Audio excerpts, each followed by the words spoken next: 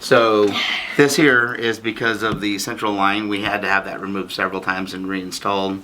He had a biopsy and a portocaval shunt surgery done here because of his liver developed VOD from the chemo.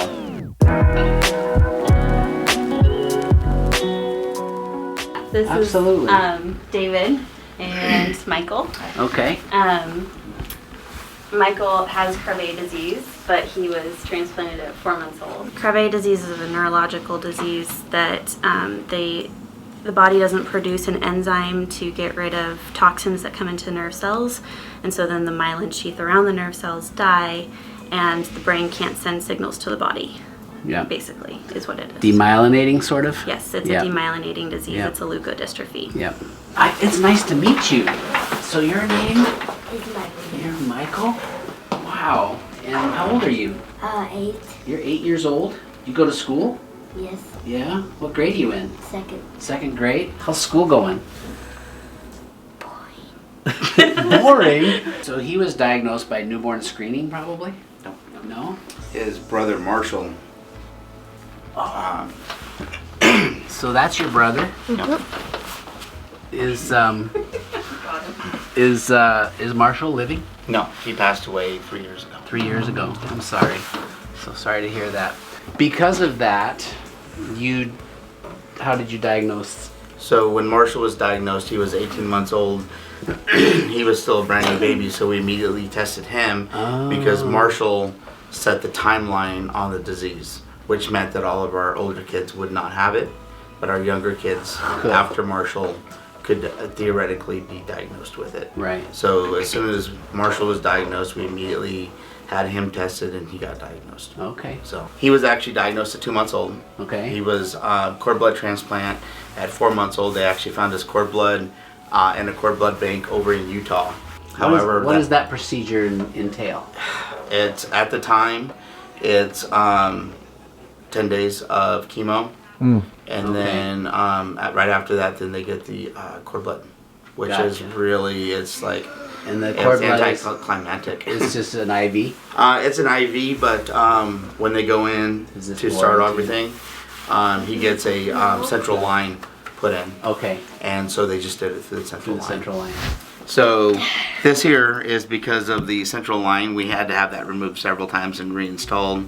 He had a biopsy and a portocaval shunt surgery done here because of his liver developed VOD from the chemo. And then you can really see that, like, there's a bunch of scars up in here. Underneath each armpit there's a bunch of scars. Right here is where they had to take a bunch of liquid out from behind his lungs at one time.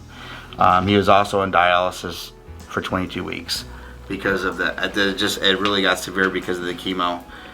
So he's got a bunch of stuff there, and then also down in his growing area there's a bunch of scars too because he had so many pumps and stuff into him that, and it's all because of the chemo. The chemo was bad, but the mortality rate for that process that they were doing was 30% at that time, and luckily it's changed. It's 5% now. But he went through an awful lot. We had a long stay at the hospital. Yeah. It was trying because we were dealing with him at the hospital while we still had Marshall at home dying. Yeah. Oh my God. So we were trying to spend time with both of them. Right. I was still working a full-time job and I was military at the same time. Wow. So it was, you do what you got to do to make it all happen. But you guys are very brave.